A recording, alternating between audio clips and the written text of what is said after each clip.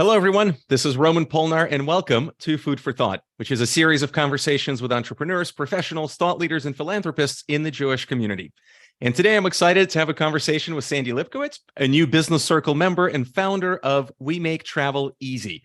Sandy will share her lifelong love for travel, what inspired her to start an award-winning full-service travel agency, how she creates unique, memorable travel experiences for her clients, and I'll also ask Sandy to share some of her travel tips from her own travels to over 75 countries and 5 different continents.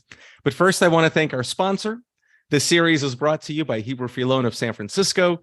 Hebrew Free Loan is a nonprofit that provides interest-free loans to help Jewish individuals in Northern California overcome financial challenges and pursue life dreams. HFLA has been supporting our community with interest-free loans for 125 years, and this series of conversations is another way to offer resources and support. Each person we're speaking with has real-world experience, and they volunteer to share their insights that may help you navigate whatever may be facing in your own life or business. And if you're listening from outside of Northern California, and you're wondering if there's a Jewish free loan that serves your area, please check out ajfl.org. That's iajfl.org, which is a network of more than 50 Jewish free loan agencies throughout the world with the common goal of providing interest-free loans to those in need. All right, so without further ado, let's get started with our show. Sandy, welcome to Food for Thought. Thank you, Roman. It's a pleasure to be here and an honor. Thank you. How are you? Great. Well, we really appreciate you taking some time to talk to us about travel, which I think is an incredibly exciting topic on any day, but especially now because we begin traveling again post-pandemic, and I'm sure a great deal of our listeners might be just waiting for that opportunity to create a unique and memorable travel experience, and others might be looking to catch up on a lot of lost travel. So maybe we can start by talking about We Make Travel Easy. Tell us about your company. Well, We Make Travel Easy is a boutique travel agency. I started it in 2007, and we've won many awards. We've been the top travel agency in San Francisco by J Readers Weekly since the first time that I really took the business full time, which was 2014. I've been in the top Producers Club in my host agency. I'm also on the Condé Nast top travel specialist list. So I'm very proud of all the wonderful things that we've achieved in the short time that, we've really been in the business. And, we have amazing clients, great referrals, great repeat business. And we love our clients and they love us. And you all like to travel. Absolutely. When they tell you, take your passion and make it your work and you'll never work a day in your life, it's really true. That's it. That's beautiful. So I know that there's a difference between a traditional image of a travel agent and a full service travel agency, which you shared with me. But why don't you share that with our listeners? What is the difference? Well, I like to call myself a travel advisor as opposed to a travel agent. From my perspective, a travel agent is someone who's just books things, clicks and, just kind of takes order and books things. That's kind of like being with Expedia or one of those online booking engines. As a travel advisor, we up the level. I mean, think about your financial advisor like you are, Roman, to your clients, or an attorney or a CPA or something else. We understand the industry, we understand what's happening around the world, and we can provide expertise and information to any aspect of someone's trip, whether it's from initial planning, putting the itinerary together. Should you get insurance? Shouldn't you get insurance? Is this country okay to travel to? What about global entry? What do you need for your passport? What's happening when you're traveling, and then when you come home, there's issues that happen after you come home, besides just having wonderful pictures that you show your friends. So we're there for you before, during, and after travel. We always have our clients' backs. We're your partner in this, and to make sure that your experience is seamless and wonderful and exactly what you want to happen. Sounds a lot more concierge like and Exactly, exactly, partner like. exactly, exactly. So, like, give me an example of what some of the most recent trips that you might have done, or something that comes to mind that you'd want to share with our listeners. Well, I just had finished a bucket list trip of mine to Kenya. My third trip to Africa was not my first safari. And but I had always dreamed for years and years to go to Giraffe Manor. And I also wanted to see the Great Migration and the Masai Mara. Hmm. So it was actually a trip that was planned for October 2020. Hmm. And what I often do is I have a bucket list destination and I create a small group that I design the itinerary, and I call it Come With Me Travel. So this was this Kenya trip, and we had to put it off because of COVID, and we ended up, rebooking, and we did it in the end of August 2022. And it was so fabulous. I mean, Giraffe Manor was better than I had ever hoped it would be. I mean, it's a beautiful, small, tiny hotel, 38 rooms in the middle of a Rothschild giraffe preserve. The Rothschild giraffes are on the extinct or almost extinct list. And so by going there and having this fabulous experience where you have tea with the giraffes or breakfast with the giraffes, and you can pet them and they come up and they know it's tea time. At 4 o'clock, they're all coming up to where the tea is going to be because they have their kibble, and they all have their personalities. And then in the morning at 5:30 in the morning, they know 6 o'clock the kibble's coming out and they're there. And they're just such gentle giants. I mean, it Hmm. was just unbelievable. And then from there, we went to 3 different safari camps, and the company that I used, Hills of Africa and the Safari Collection, they're very much into conservation and preservation, and part of the money that you spend on safari goes to supporting the anti-poacher movements or the schools in areas or needs or health, or a lot of these places don't even have clean water. And Hmm. without clean water, you don't have anything else because you don't have health. So when you travel to Africa, you are really doing more than just having a life-changing experience for yourself. It's a life-changing experience for the people who are there. And we went to a rhinoceros conservatory, 45,000 acres fenced in. 45,000 acres is big. So, but they're able to protect the rhinos. The poachers are really after them, and they have not had any poaching in this conservatory. And they are, I don't know what the right word is, grooming black and white rhinos. And then when they get to a certain age, they move them to another area so that they can repopulate that population that was, probably wiped out by poachers. And then the last camp we went to was in the Masai Mara, and that was just to see the Great Migration. And we did a hot air balloon ride over it and saw thousands of zebras and wildebeests and everything, and the lions. And I don't know if anybody's watched, there's a PBS documentary on this lion pride in Kenya that kind of was very populated and then got wiped out by poisoning. But I think that we saw some of the lions from that pride. So it's so magical. Everyone's got to go to Africa at least once. That's beautiful. And that's your third time, and that was My on your third bucket. time. My third time. But Giraffe Manor was the bucket list. Hmm. So where did all of this sort of love for travel come from? I was looking at your website, and 75 countries, 5 continents. I'm sure that wasn't all in the last 7 years. No, no, no, no, no.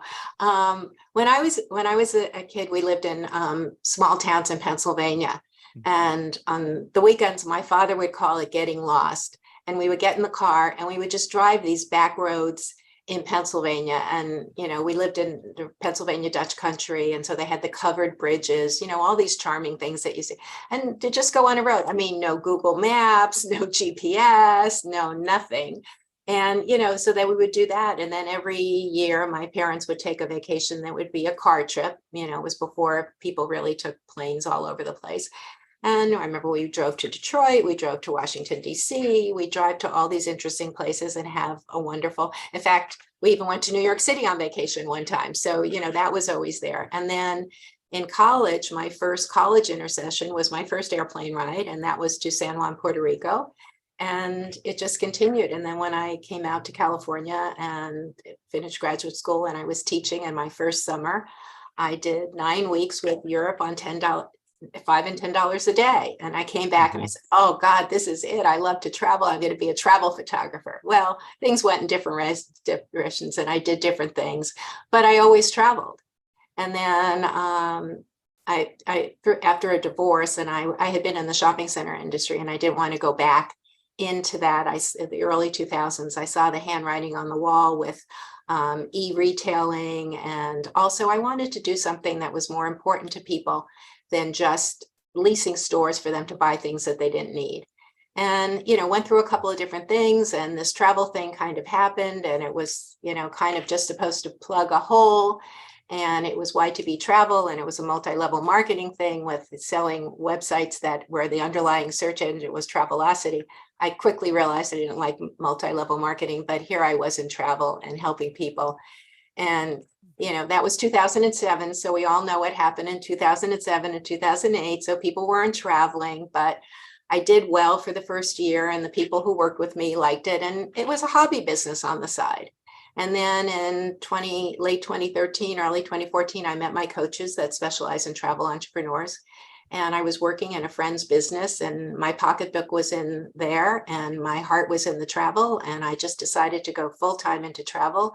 And I've never looked back. It's been just, wonderful and fabulous and very rewarding. And we even made it through COVID. Thanks very much to Hebrew Free Loan, who was able to get us through with the PPPs and the EIDLs. I did not close my doors. I did not lay anyone off.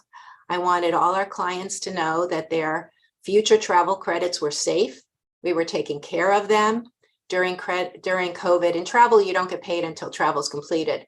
So in January of 2020, we had bookings all the way through November. And, when it first started, in San Francisco, it was March 17th and April 6th, the whole thing was going to be over. So all the cruise lines, the airlines, the tour companies, everybody didn't know what was happening. So it was month by month by month we were canceling. And also I have an air person, I affectionately call her my air department, but she does all our air bookings. And, a lot of people canceled their trips and then they took vouchers for their airlines and then they're stuck with that. What we did is we watched up into the day the flights were going to take off. And when the flight was canceled, clients got refunds. So we were working for our clients all the way through COVID, with no compensation. Finally this year, lots of people have been able to in 2022, use their travel credits and travel again. And people are starting to travel a lot in We are so busy right now. It's unbelievable. Plus so much is not available already for 2023. So my number one travel tip is if you're planning on traveling in 2023, don't wait. But, so we've done a great job for our clients. And we also have a lot of newer clients who have been do-it-yourselfers. And, I have some of my closest friends, but they'll spend months doing research and, figuring out to do one trip. There's no way you can run a business that way. But I've actually had people who have been used to doing their own travels. And now because of all the complications in travel with the airline cancellations and the COVID and what documentation you need and insurance and all that, have just said, let me try a travel advisor, and have said, repeatedly, I hear, I'm never traveling without you again. And statistically, even before COVID, you would save $500 by using a travel advisor than just because people make a lot of mistakes. And so, that's one thing, but I would bet that if they did that statistic again, you'd probably save more money using a travel advisor because things have gotten way more complicated. So let's talk about that. We sort of started on the 30,000-foot view, looking at the difference between it by travel agents, maybe historically that people are familiar with, versus full service travel advisors such as yourself. But let's zoom in a little bit. Take me through, what does it actually look like for a person wanting to create this travel experience for themselves or their family or their business? How would they work with a travel advisor like yourself? And then what would you do with them? Well, the way that we work is the first thing that we do is, on my website, I have a little link for contact us. And there's a couple of questions it'll ask about where you want to go, when you want to travel, who you're traveling with, what do you like to do when you're traveling, what money have you planned to spend on this trip, and things like that. And I usually ask people to fill that out, or sometimes I don't even know, and they go to the website and fill it out, and then I get the email. And then what I do is I contact the person, and I set up a complimentary travel consult. Some people like to do it on the phone. I love to do it on Zoom because you get to experience me and I get to experience you.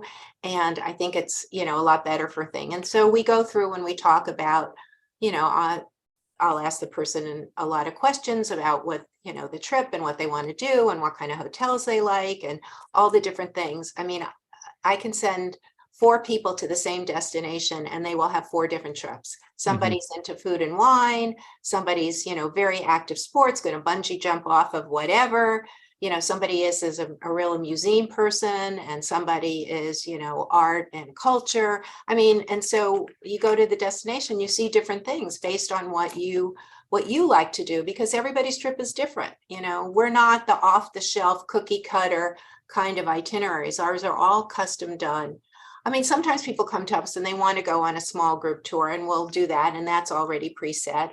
But most of the time, our people are looking for customized, unique itineraries. And because I am a Virtuoso travel agent, which is Virtuoso is a consortia for the higher end things. And so we often have very insider access to things that are not that available. We also, I just did this for a client before I got on the call. She wanted a particular hotel in Lyon, and she was concerned, we gave her a quote with all these Virtuoso amenities, which include early check-in, late checkout, upgrade upon availability, usually $100 to use on site, free Wi-Fi, all those other kind of goodies. And she was concerned that if we booked directly on, with the hotel, it would be less, because occasionally that happens. But we just got the quote back from the hotel, and the price was exactly the same without the Virtuoso amenities. So booking through us, oh, and it also includes breakfast. And if you've looked at some of breakfast in Europe, sometimes it can be $30 to $50 a person for breakfast every day. So Virtuoso amenities are really there. And if you're going on a cruise, there's often extra things. I can give shipboard credits, just a lot of little extra wonderful things that just enhance the trip. And what I often say to people is, you cannot VIP yourself. I can VIP you. So, I had clients that had gone to Croatia. They had because of some airline changes, they had to change their room. They usually like a junior suite. We had to do a 1-bedroom suite because the junior suites were sold out for the new dates. And when they got to the hotel, they were upgraded to the presidential suite because of me. I mean, my supplier in Croatia wanted to do that for me, because of my client. These are the kinds of things. I had clients that did the Orient Express from Paris to Venice. It was a slow time. It was April of 2022. There weren't that many people on the train, and the suite was not booked. My clients were the ones that were upgraded to the suite. So cool. It's those kinds of relationships that we have. And in fact, I just came from a lunch with 2 Hilton hotels. Right now it's roadshow time. So all the hotels and the suppliers are out, and they are, wining and dining the top travel advisors in the area. But that creates relationships. And then I call and I say, hi, Joan, I have my really good clients, and, make it special. Oh, I have people that are in Costa Rica right now, and this year is their 50th anniversary. And I happened to mention that. They sent me a picture from the first hotel they were at, and the bed was a heart of rose petals with 50 in the middle. That's so sweet. It's just those little touches that, that happen when you have a good travel advisor. But I think planning for any trip, there's so many moving pieces. Just given the fact that you've already mentioned that I'm in the world of personal finance, I think there's an interesting statistic that most people will spend more time planning their next vacation than they will plan their financial lives. And it's true. I believe that. Totally believe that. Well, it's more fun to plan. Exactly. But it does take so much time. And I suppose that's one of the main benefits, but you also have the convenience and the insight that can help you avoid making some of the mistakes. And how valuable is your time? Exactly. And the other thing is that I deal with a lot of companies that are business to business. You as a consumer don't even have access to that. So, it's just like in any industry and kind of thing. So it's just not the same. And then what happens? For example, I had clients that were doing a self-drive in New Zealand. And while they were driving, there was a landslide and the road was blocked. So they called, when and I always have a terrific travel partner in any destination around the world. I can't be an expert in every destination, but I have handpicked travel partners that I have relationships with. So because you can be 24/7 in the country. Now, New Zealand, they speak English, but what if it was in, Greece and you don't speak Greek or something like that? So anyway, within a day, it wasn't a day, we rerouted their car trip, canceled the reservations they could not get to, and made new reservations for their new road trip. Is that something that you could do as an individual, and you're upset about everything, and where would you even know how to drive or whatever? Right. So, those are the kinds of things that, sometimes can happen on a trip. And, if you got nobody to call, what do you do? So share some of your maybe top travel tips. Okay. Well, the number one thing, and this is kind of a safety thing, always travel with a color photocopy of your passport in your wallet and your passport in your hotel. Never be walking around with your passport on you. You'll have your photocopy if you need to use it, or if you're buying something and you want the VAT back or whatever there, but the passport should always be in your room. And my little own personal thing is the night before I'm leaving, especially if I have an early morning flight, I either take it out of the safe and put it in, or leave the safe door open or something, because the last thing you want to do is leave it. But it's better to have your passport left in the safe than in your pocket and being pickpocketed, or, you lost something and whatever. So, and do the same thing with your credit cards. Take a photocopy of the front and the back of all your credit cards, keep it with your passport, so that if you lose a credit card or something along the way, you've got this photocopy you can call, and you can stop, all the things and everything else. And that stuff like that happens sometimes. So, that's really important. If you travel internationally, you should have global entry. It's $100 for 5 years. Many credit cards will reimburse you for it. What you do is you get the TSA pre-check, but you also get, when you're returning to the US, there's a separate booths that you go through.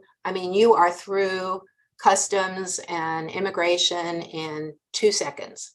And, I can have my bags and be gone before people are still online. So, those are kind of nice little things. If you're booking, let's say you just need to book an airline and you think you're going to do it. What you can do is go to Expedia, look at what might be the airlines that are flying where you want to fly, and then book on that airline's website. Don't book on Expedia or Kayak or any of these other places, because if you have a problem, the airline will not deal with you. They will tell you, you bought your ticket from Kayak, you bought your ticket from Expedia, and try and deal with their customer service. Is there a trip that's too small, or before someone would consider coming to you, where they should just do it themselves? Well, not that it's too small, but we do complete itineraries. Obviously, if we have really good clients and they want a favor, we're happy to do that for them. But just to book a ticket from San Francisco to New York, that's not what we're here for. We're here for complete itineraries, fabulous experiences. That's what we're here for.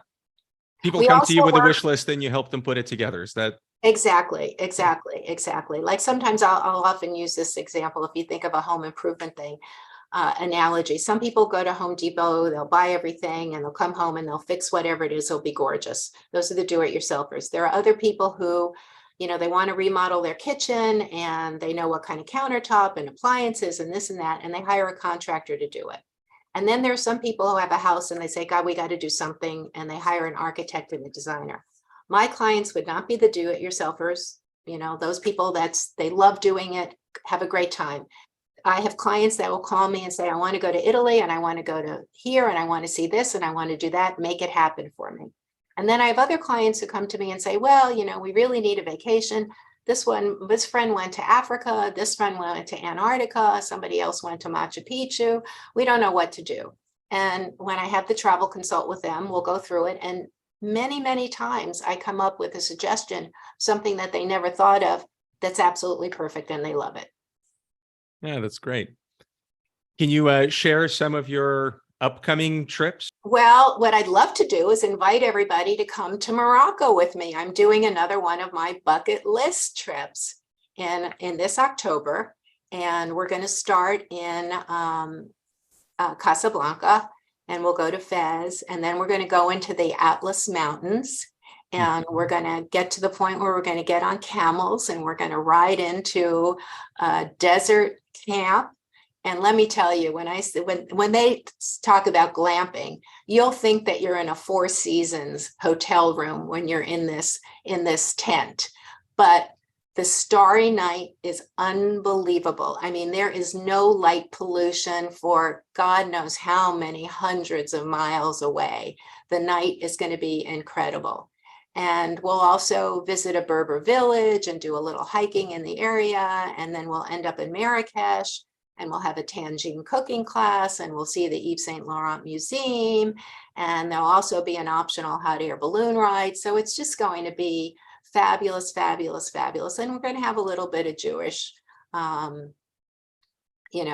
sites in there as well. My feeling is when I go to Europe, I go to a lot of churches, I go to a lot of mosques, and I think it's okay for others to have some Jewish, culture and experience when we're traveling as well. So it's going to be an amazing trip, and I'd love for anyone to join me on that. And people who've traveled with me know that it's an amazing experience, and they love it. I've had a lot of repeat people on my trips.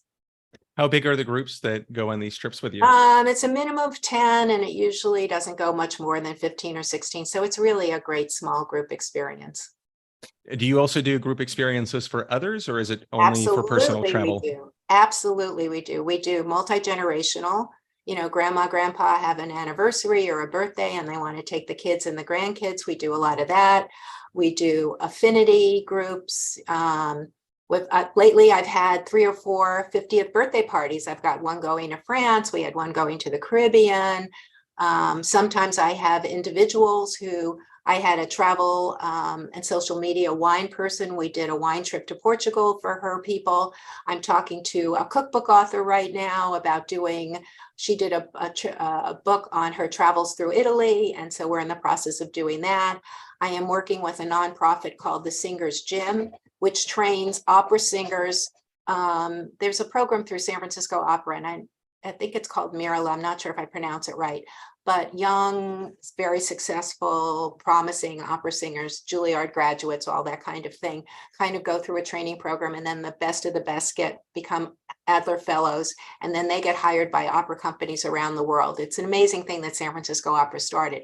So this particular company helps train those people. They're trained very technically in their voice, but they also need to know how to perform and engage people when they're on stage. And that's what they do. And so we are chartering a river cruise in November of 2024.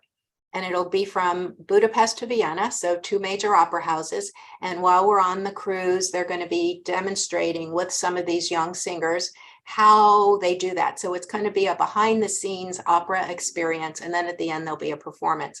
So this is for anyone who loves opera. This is really an experience not to be missed. So that's another kind of example. For 4 years, I did the Travel for Filoli down the peninsula. So we do groups and we do individuals, and we love it all. So can people get some ideas of these types of trips, either those that you have planned yourself or something that can help them get their creative juices flowing? Happy to go to my website, which is, www or https, whatever. But just remember, we make travel easy. That's very easy. So you can go to my website. There's details about the Morocco trip. You can even put a deposit through the website if it was something, and I would really love to have you do that. I'm on LinkedIn. I'm on Facebook. I'm on Instagram. We do have a Twitter handle, but to be honest, we're not very active on Twitter. I am on the Condé Nast top travel specialist list. So if you go to Condé Nast, which is like the magazine of the travel industry, and you look for their top travel specialist list, you will find me there. We were on the J Readers, weekly favorites. So we're there. So it's pretty easy to find us. And, and you can always email me info@wemaketraveleasy.com. That's really easy to remember. And we'd love to hear from you. We'd love to make your travel dreams come true. Like we like to say, we make travel easy and extraordinary. We'll put all of those links in the show notes so that not only our listeners, but also those who get the email can later find you and check out your website. Sandy, as we come close to wrapping up our conversation, do you have any closing thoughts or any additional insights that you want to offer to our listeners? Well, the thing that I really think is the most important thing, and probably one of the things I love most about travel is so enriching to a person's life, to your connections, to your family. I mean, it's educational and it's bonding. I mean, the people that you share travel with, it's a connection and a sharing you'll have. And for parents, you have 18 summers with your kids. That's it. Then they're off with their friends.